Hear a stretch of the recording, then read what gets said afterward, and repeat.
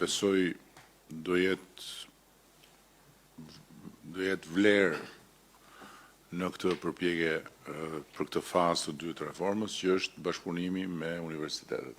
Ne kemi pas një eksperiencë pozitive fillestare me Universitetin Bujqësor për të testuar të gjithë inspektorët e AKU-s.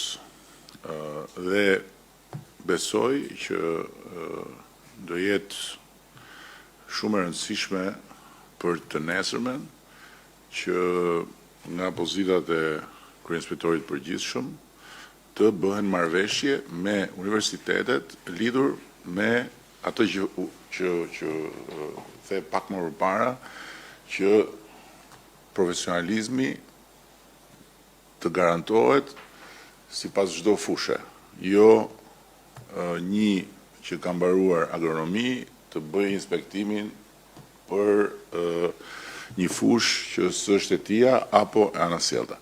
Dhe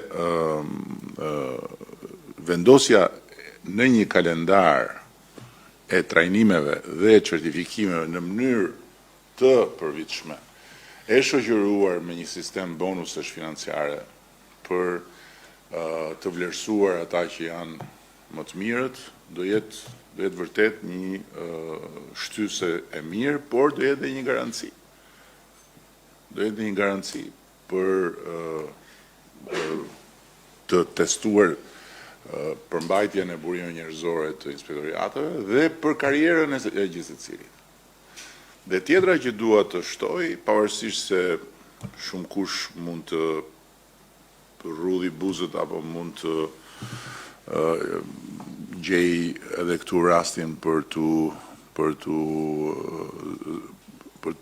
përqeshur e për të zgërdhir, është motamo ajo që tha kryeinspektori, sepse ne patëm i takim, edhe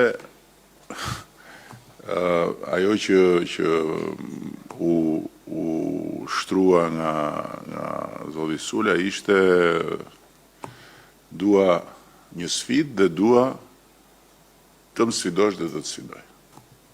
Okej. Edhe unë i thash fillohe nga konkursi për kryeinspektorin përgjithshëm. Por jam i sigurt që kush realisht beson tek vetja dhe tek mundësia e një karriere, çdo dyshim, çdo paragjykim duhet ta vërë në provë. Dhe për mua është themelore që rekrutimi në të gjitha nivelet, por inspektorëve, të jetë totalisht i garantuar për çdo, pavarësisht se nga vjen, qoftë përgatësi politike, qoftë krajinore, qoftë status social, qoftë. Kjo është shumë e rëndësishme. Nuk mund të jetë ndryshe nëse duam të kapim të gjitha ato standarde që janë domosdoshmëri për të antarësuar në Bashkimin Evropian. Juve këtu nga trupa juaj, në rastin konkret nga AKU-ja dhe nga ato 2-3 inspektoratet e tjera që do t'i bashkohen, që do të krijojnë sinergjinë, se do ketë dhe grupime të inspektorateve për të pas sinergji, varet një nga komponentët kryesor të antarësimit që është siguria ushqimore. Dhe e dim shumë mirë nga historia e integrimeve, të gjitha vendet kanë hequr të zit e ullirit me sigurinë ushqimore. Bullgarisë i ka mbetur për një kohë gjatë pezu procesi për shkak të sigurisë ushqimore. Kroacia ka bërë një punë titanike për sigurinë ushqimore. Kështu që nuk është vetëm inspektimi, por inspektimi është kyç. Pra, besoj që jemi të qartë dhe kjo është rruga. Dhe unë dua t'ju uroj edhe një herë suksese zotit Sula në këtë detyrë e cila është thelbësore për klimën e biznesit dhe për bizneset.